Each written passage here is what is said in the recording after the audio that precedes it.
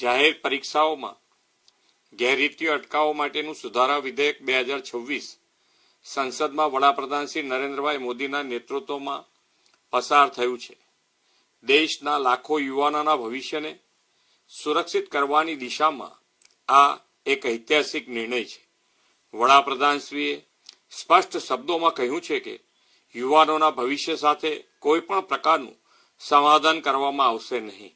આ કાયદો એ જ સંકલ્પનું જીવંત પ્રતિબિંબ છે. હવે પરીક્ષામાં ગેરરીતિ કરનારાઓ સામે વધુ કડક સજા, વધુ કડક દંડ અને વધુ અસરકારક કાયદાકીય કાર્યવાહી સુનિશ્ચિત થશે. કેન્દ્ર સરકારે પારદર્શક, નિષ્પક્ષ અને વિશ્વસનીય પરીક્ષા વ્યવસ્થા માટેનું મજબૂત કાનૂની માળખું તૈયાર કર્યું છે. પેપર લીક, પરીક્ષા કૌભાંડ અને અન્ય ગેરરીતિઓ સામે હવે ઝડપી તપાસ, ફાસ્ટ ટ્રેક કોર્ટ, ખાસ સરકારી વકીલો, ટેકનોલોજી આધારિત સુરક્ષા અને પરીક્ષા પ્રક્રિયામાં જોડાયેલા તમામની સ્પષ્ટ જવાબદારી સહિતની જોગવાઈઓથી પરીક્ષાની વિશ્વસનીયતા વધુ મજબૂત બનશે.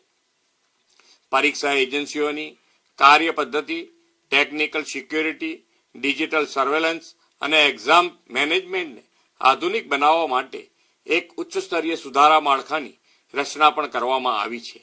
એ જ દર્શાવે છે કે શ્રી મોદી સાહેબે ભવિષ્યમાં આવી ઘટના ફરીથી ન ઘટે તેના માટે પૂરતી વ્યવસ્થાઓ સુનિશ્ચિત કરી છે.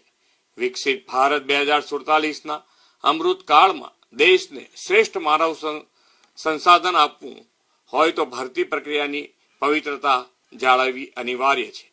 જ્યારે પરીક્ષા નિષ્પક્ષ થશે ત્યારે પ્રતિભાને યોગ્ય અવસર મળશે અને દેશની માનવ મૂડી વધુ મજબૂત થશે.